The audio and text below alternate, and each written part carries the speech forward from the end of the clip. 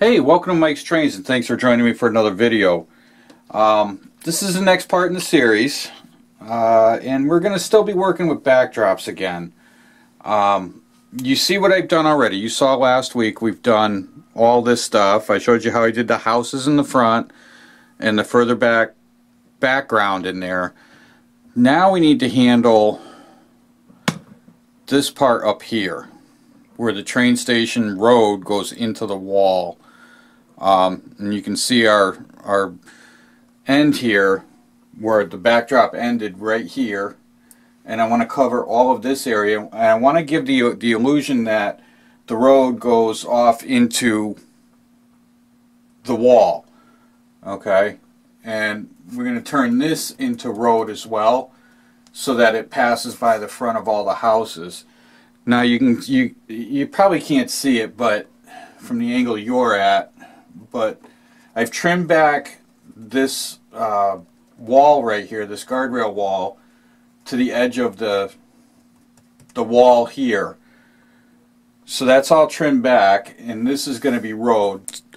I first filled it with Sculptamold, and then I went back over the Sculptamold with, actually went back with spackle, and I smoothed it all out. Now the next thing I'm going to do with this is I'm going to cut this down just a little bit, and I'm going to run some 40 thousandths thick piece of styrene that's going to actually make the road on top of this. It's just going to make it a lot easier.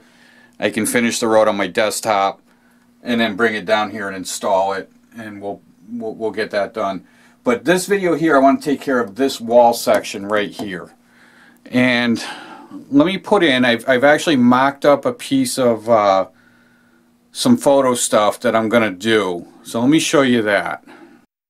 So this is what I've mocked up. Now this is only, I didn't do it on the photo paper, it's just on regular printer paper. And it's pretty much the way it's going to be. I just need to redo this on printer paper. Now let me show you a few things.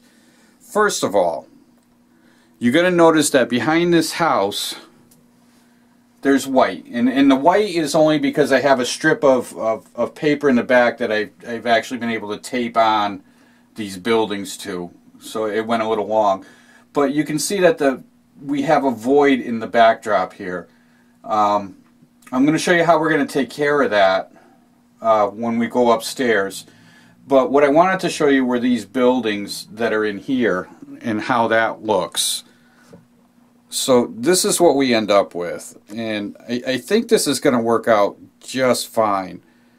So what's going to happen is the white areas on the lower half, on the lower section here, these areas right here are going to get painted. I'm going to mix up paint that is close to this color as I can get. Alright, and we're going to paint the bottom part of the wall that color right here. And when we place the actual images onto the wall, that'll give you the illusion of the road, and then I'll have to line in these lines to follow the road here, all these lines. And then we'll do, if you can kind of, I don't know if it shows on the camera or not, but the sidewalk on this side gets a little short over here, and there's a reason for that. But so we're going to continue the sidewalk here in the sidewalk color and bring it down to here, and this section right here will get painted all sidewalk color. And then the top part here, this won't be here, this will be all sky up on the top, and the same with over here. So that's what we're looking at, and this is just a mocked up version. So this all needs to get reprinted on photo paper. And the only reason I wanted to show this is because we've gone a little bit above and beyond. You know, we talked about with these houses here, layering the backdrops, and if you haven't seen already, right above in the top of the video here, there's a link. You can see it. It'll show you how I layered other backdrops and ways to use these backdrops. This one here, we're going a little bit further than that. And what I'm doing is, those buildings are actually 3 different images that I brought into one, and I'm actually going to add another one to this to cover the space behind that house. All right, so it's a lot to take in, but there's a lot going on here, is what I'm saying. And we're gonna go take a look upstairs. I'm gonna move upstairs, and we're gonna go look at how this is getting done. So let's go up and see. All right, so we're upstairs on the desk now, and what I have here are some images. These are the images that I printed from the same backdrop software that I've been using for every backdrop that I do. Now you can see this is the right side of the road building, and I don't know if you can see it, but I've drawn out where I cut. So I cut out this whole building. I went through the whole thing right here, and we cut out that building, threw away this half and the top, everything else. We just kept this little center section. Alright, now this is just regular printer paper. I printed out another one of each so that I can show you what I did. These are just garbage now, but that's the first right side of the road, and you can see there are the cars in there. This road sign doesn't show up because we threw away the road. We got rid of everything we didn't want. Alright, this is where things changed a little bit. This is the other building on the left side. So on this picture here, this is actually what the image looks like. Alright, and you can see there are other buildings that aren't in the backdrop I showed you. And what I did was I saved the image to my desktop, and I put the image into my photo editor, and I turned it into a reverse image, mirror image. Okay, and the mirror image gave me this. And you can do that with these because things like this you can do. There's no writing in here to show that it's backwards. Alright, the only thing that might give it away are these cars here are now facing the wrong way on the roadway. Okay, and there's another one over here. But guess what? We don't really care because, well, we're getting rid of all that. And you can see the lines I put in here. We cut out this first building. Alright, and all the rest of this goes in the garbage. Alright, and then this is the next set of buildings. And the buildings we're using out of here are these right here. So, again, just like the black lines show, I cut right along these black lines. So we get rid of, now again, the cars are facing the wrong way, but let's be honest, did you even notice when you were looking at it? Probably not. And also these signs have writing on them, but they're blurred out just enough that you can't read them, and that's the pictures that are in the software. And then this sign over here, of course, all the writing is backwards in that, but we're not concerned with any of that stuff. So again, we cut along the sidewalk, around the cars, up around the whole building, and cut that out of there. Everything else in the trash. And this actually ended up being a mirror image as well, because this is the original image, and I saved that and turned it into a mirror image. Alright, so then we end up with that. Now all of that gives us, these are the final photos for the backdrop downstairs. We're going to use this line right here as our ground level, right? This big heavy yellow line. Let's line this up on that, just like this. Okay. And then we'll take this one on the other side and put it on this side. And then we'll spread it out. It's going to be roughly about like this. See, and that's on the same plane, so that works out okay.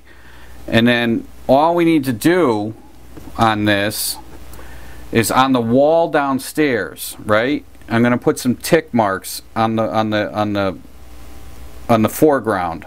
We're going to put one over here and then another one over here, and then you just need to measure up. So this goes up. I can paint up about 1 3/4 inches. So we'll pull the mock-up that's downstairs. We'll pull that away, I'll measure up 1 3/4 inches on the wall, and we'll draw a big rectangle, and then that's the box we need to color in with the paint that matches the road from the train station. Alright, and once that's in, we can match the paint to the roadway that's there, and we'll paint that big rectangle in there, and when these go back on, that's the roadway. Now the only thing that's going to change between this image here and what's down there is the sidewalk right here. You can see that it kind of fades away over here, right? So what I'm going to do is I'm going to continue the sidewalk down to here like this, probably from back here, and bring it out like this. And we're going to paint that whole sidewalk color so the sidewalk actually gets wider instead of narrower as it comes down to the front, sort of like this one is wider. And that's it.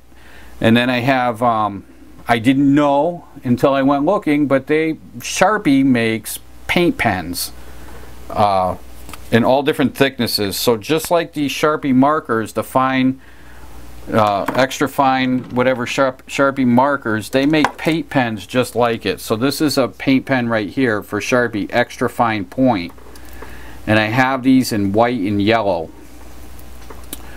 and we're going to use these to draw in the lines that come up in here. Now I will say there's one extra thing that I put onto this piece that you probably didn't notice, and that's this small little building right here. And that's off the scraps from the pieces we cut off and threw away, right? And just a little piece of tape in the back, and that holds that on there. And the reason for that is I want, when these are together, I don't want an empty space over the roof of this building. See, I want it to look like these buildings go all the way down. So we add that little square building right there, and it just finishes that look just fine, and it shows the road. It kind of shows that something goes that way. It's just a hint of it, and that's fine. That's what we're looking for. Okay, so now for the next part. Now over here we had talked about over on this side where we had that gap. So the houses are right about here, right? And we have that gap between the backdrop where it ends, that's down there, and here we have a little bit of a gap. Now that's about 3 inches, give or take. So if I measure out 3 inches, we'll go into this building a little bit, so 3 inches back here, that covers that full gap. So what I have for that, and I mocked up some stuff for that too so I know what's going on, is I printed a different backdrop. And what I have is this.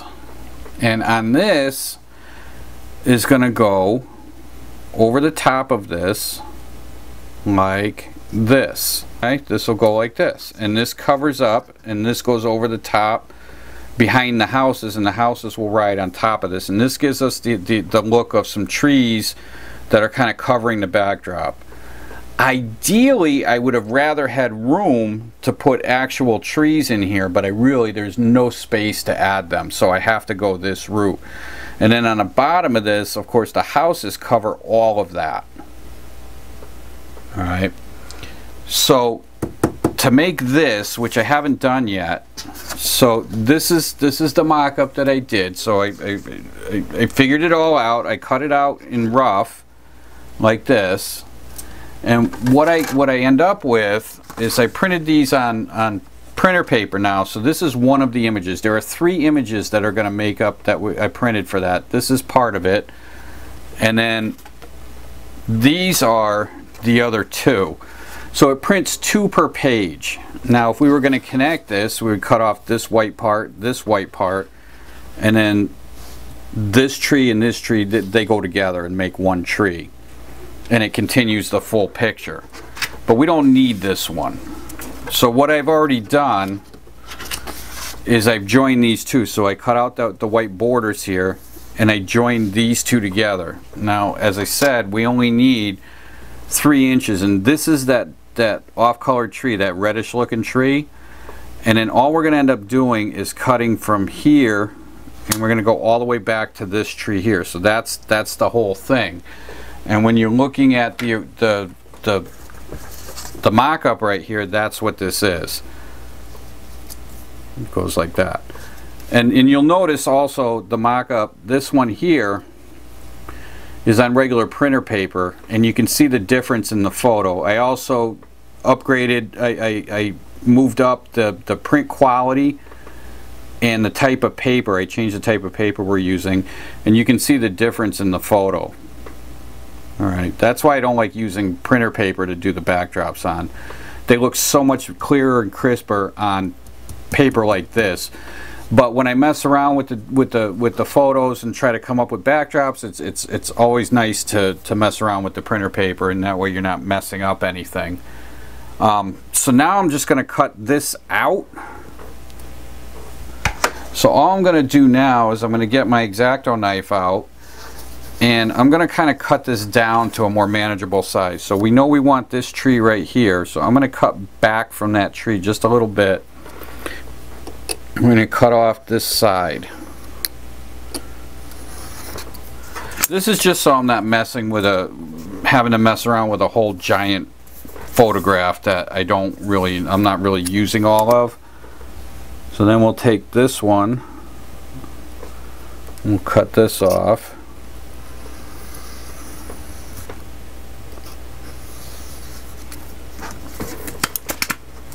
And we don't need that. Now the top of this, I am actually going to start cutting around this tree right here. I'm going to work from this side that way. So I'm going to start down here at this bottom of this pine tree, and I'm going to take this like this, and I'm going to bring it down like that. And I want to make sure that I have a good flap, that it's released. And then I'm going to keep working my way up. I want to keep tight to the tree we're keeping. You want to try not to lift your knife when you're cutting. It gives you a better cut if you can get that without lifting the knife. So this kind of goes like this. And then I'm not going to cut this whole thing out on video, but I'm just going to give you a quick look at how I do this. So that's what we're looking for. And then we'll continue along right around the top of this tree, back down, and follow this up and around, and all the way around until we get around this tree and down to the ground. Now on this tree we also want to keep, I want to keep this bush right here that's on here. I want to keep this flowering thing, whatever this is, but I'm going to cut out the hole in here, right here, and I'm going to cut out this hole in here, and then we're going to cut off the whole thing, probably about something about like this, something about like that. We'll cut it straight across. Now the other one, the mock-up one that I have, it's I cut it too short. This is why I do these as a mock-up. You can see I followed the shadows exactly right there, see, but I'm going to cut this down just a little bit further so that this reaches, and then I'm going to cut this at kind of an angle like this.